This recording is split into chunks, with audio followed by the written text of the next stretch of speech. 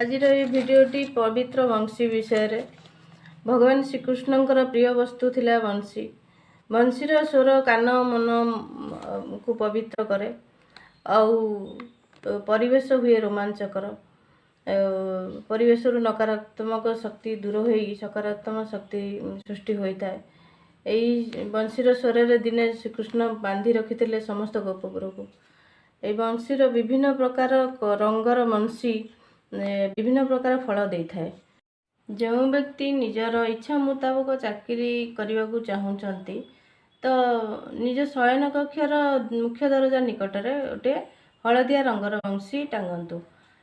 ଆଉ ବ୍ୟବସାୟର ଉନ୍ନତି ପାଇଁ ଦୋକାନ ଦରଜା ନିକଟରେ ଚାନ୍ଦିର ବଂଶୀ ଟାଙ୍ଗନ୍ତୁ।